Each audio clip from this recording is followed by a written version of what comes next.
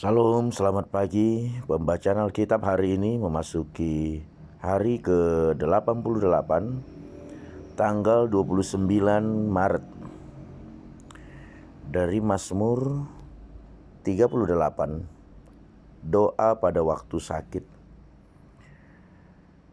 Mazmur Daud pada waktu mempersembahkan korban peringatan. Tuhan, janganlah menghukum aku dalam geram-Mu, dan janganlah menghajar aku dalam kepanasan murka-Mu. Sebab anak panah-Mu menembus aku, tangan-Mu telah turun menimpa aku. Tidak ada yang sehat pada dagingku oleh karena amarah-Mu. Tidak ada yang selamat pada tulang-tulangku oleh karena dosaku. Sebab kesalahanku telah menimpa kepalaku. Semuanya seperti beban berat yang menjadi terlalu berat bagiku. Luka-lukaku berbau busuk, bernanah oleh karena kebodohanku. Aku terbungkuk-bungkuk, sangat tertunduk. Sepanjang hari aku berjalan dengan duka cita, sebab pinggangku penuh radang. Tidak ada yang sehat pada dagingku. Aku kehabisan tenaga dan remuk redam. Aku merintih karena degap-degup jantungku. Tuhan, Engkau mengetahui segala keinginanku, dan keluhku pun tidak tersembunyi bagimu.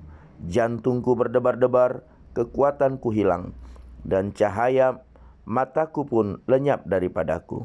Sahabat-sahabatku dan teman-temanku menyisih karena penyakitku, dan sanak saudaraku menjauh. Dari Perjanjian Baru Lukas 7 ayat 11 hingga 35.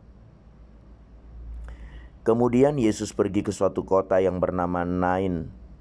Murid-muridnya pergi bersama-sama dengan dia, dan juga orang banyak menyertainya berbondong-bondong. Setelah ia dekat pintu gerbang kota, ada orang mati diusung keluar, anak laki-laki, anak tunggal ibunya yang sudah janda.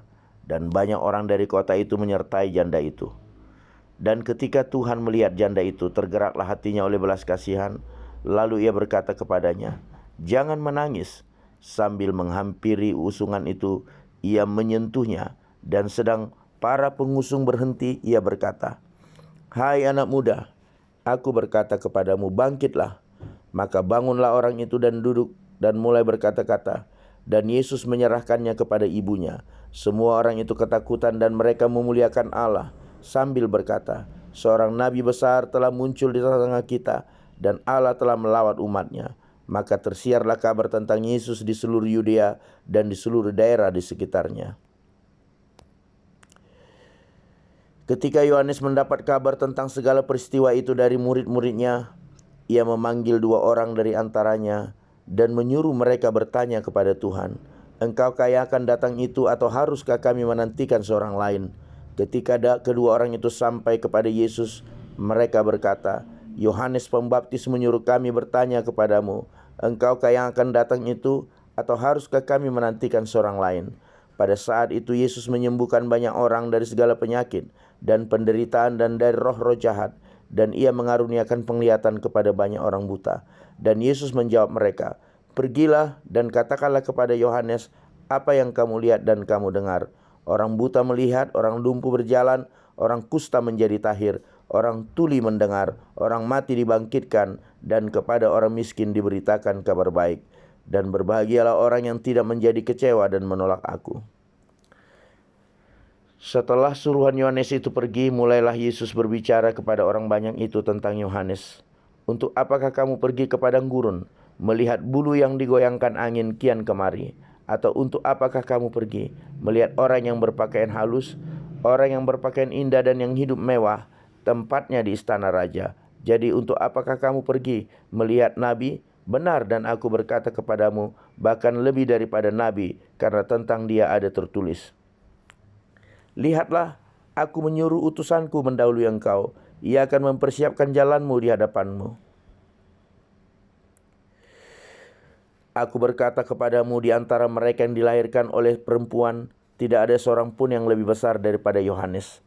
Namun yang terkecil dalam kerajaan Allah lebih besar daripadanya." Seluruh orang banyak yang mendengar perkataannya, termasuk para pemungut cukai, mengakui kebenaran Allah, karena mereka telah memberi diri dibaptis oleh Yohanes. Tetapi orang-orang Farisi dan ahli-ahli Taurat menolak maksud Allah terhadap diri mereka, karena mereka tidak mau dibaptis oleh Yohanes. Kata Yesus, dengan apakah akan kuumpamakan orang-orang dari angkatan ini, dan dengan apakah mereka itu sama? Mereka itu seumpama anak-anak yang duduk di pasar dan yang saling menyerukan, kami meniup seruling bagimu, tetapi kamu tidak menari. Kami menyanyikan kidung duka, tetapi kamu tidak menangis. Karena Yohanes Pembaptis datang, ia tidak makan roti dan tidak minum anggur, dan kamu berkata, ia kerasukan setan. Kemudian Anak Manusia datang, ia makan dan minum, dan kamu berkata, lihatlah, ia seorang pelahap dan peminum, sahabat pemungut cukai dan orang berdosa. Tetapi hikmat dibenarkan oleh semua orang yang menerimanya.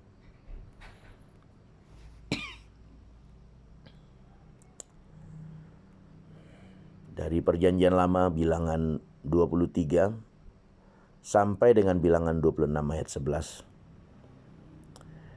Kemudian berkatalah Balak kepada Bileam, marilah aku akan membawa engkau ke tempat lain.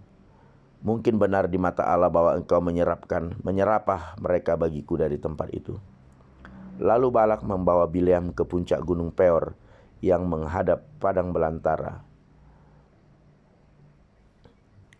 Berkatalah Bileam kepada Balak, dirikanlah bagiku di sini 7 mezbah dan siapkanlah di sini bagiku 7 ekor lembu jantan dan 7 ekor domba jantan.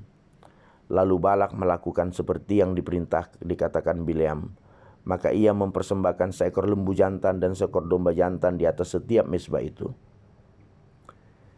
Bilangan 24, ketika dilihat Bileam bahwa baik di mata Tuhan untuk memberkati Israel, ia tidak mencarikan pertanda lagi seperti yang sudah-sudah, tetapi ia menghadapkan mukanya ke arah padang gurun.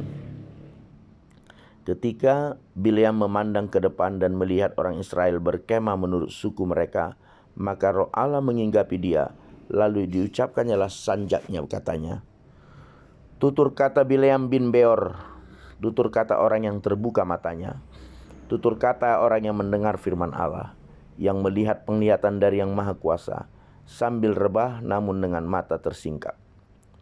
Alangkah indahnya kemah-kemahmu, hai Yakub, dan tempat-tempat kediamanmu, hai Israel, sebagai lembah yang membentang semuanya, sebagai taman di tepi sungai, sebagai pohon gaharu yang ditanam Tuhan, tetap sebagai pohon aras di tepi air. Air mengalir dari timbanya, dan benihnya mendapat air banyak-banyak. Rajanya akan naik tinggi melebihi Agag, dan kerajaannya akan dimuliakan. Allah yang membawa mereka keluar dari Mesir adalah bagi mereka seperti tanduk kekuatan lembu hutan. Bangsa-bangsa yang menjadi lawannya akan ditelannya habis, dan tulang-tulang mereka akan dihancurkannya, dan akan ditembaknya tembus dengan panah-panahnya. Ia meniarap dan merebahkan diri sebagai singa jantan, dan sebagai singa betina.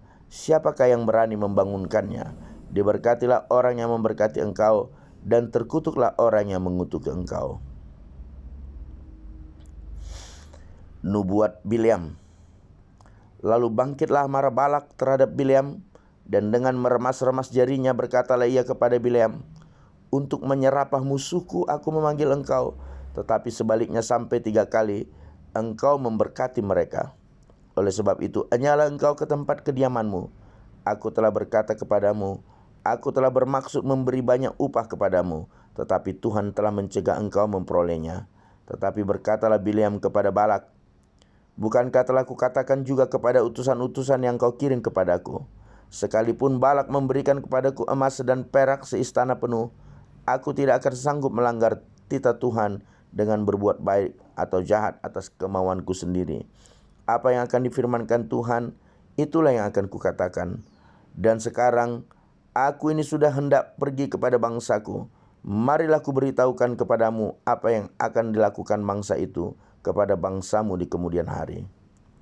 Lalu diucapkannya sanjaknya, katanya,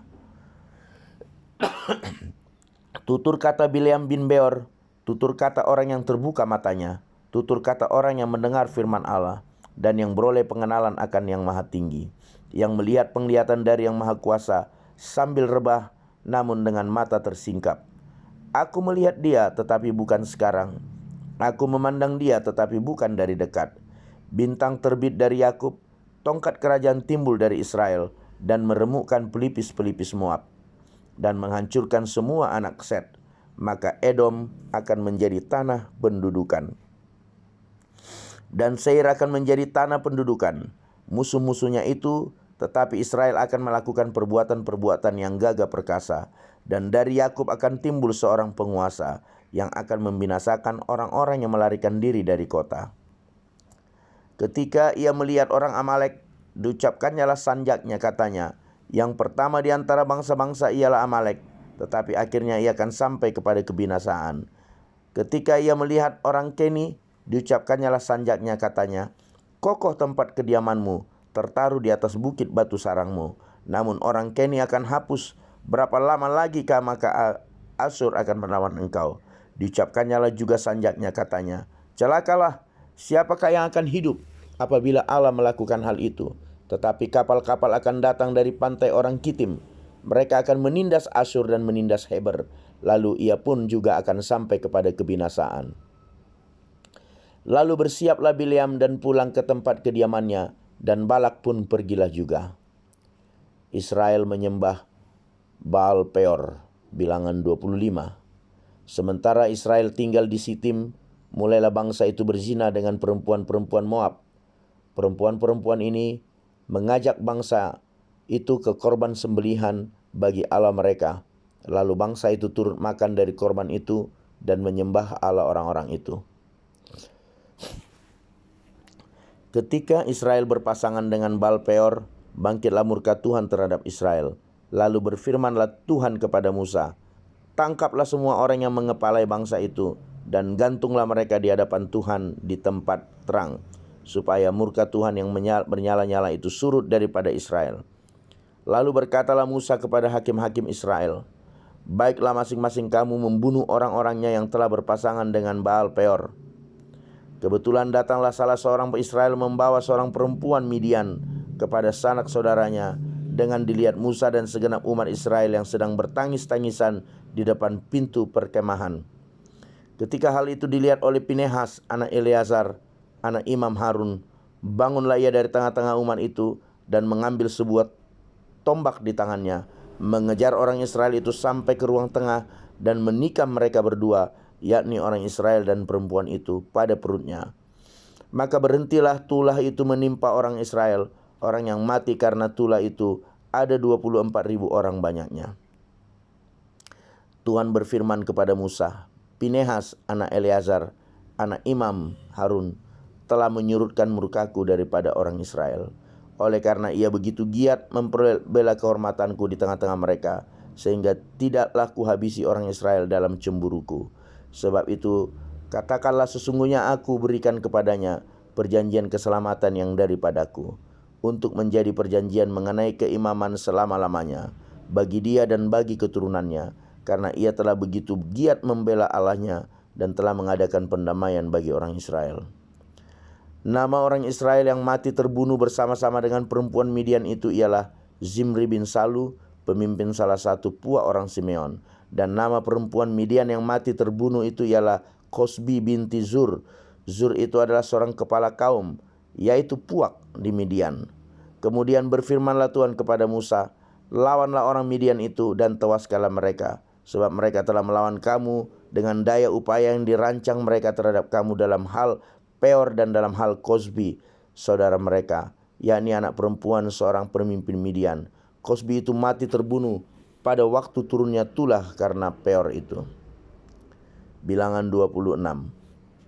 Sesudah tulah itu berfirmanlah Tuhan kepada Musa dan kepada Eleazar, anak Imam Harun, hitunglah jumlah segenap umat Israel yang berumur 20 tahun ke atas menurut suku mereka, semua orang yang sanggup berperang di antara orang Israel.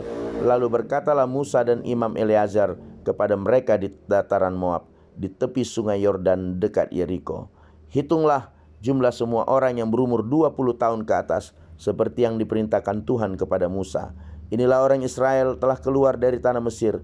Ruben ialah anak sulung Israel. Bani Ruben ialah dari Henok kaum orang Henok, dari Palu kaum orang Palu, dari Hesron kaum orang Hesron, dan dari Karmi kaum orang Harb Karmi. Itulah kaum-kaum orang Ruben, dan orang-orang yang dicatat dari mereka berjumlah 43.730 orang. Adapun anak Palu ialah Eliab, dan anak-anak Eliab ialah Nemuel, Natan dan Abiram, Datan dan Abiram. Orang-orang yang dipilih oleh umat itu ialah orang-orang yang telah membantah Musa dan Harun dalam kumpulan Korah. Ketika mereka membantah Tuhan, tetapi bumi membuka mulutnya dan menelan mereka bersama-sama dengan Korah. Ketika kumpulan itu mati, ketika ke-250 orang itu dimakan api, sehingga mereka menjadi peringatan, tetapi anak-anak Korah tidaklah mati. Amin.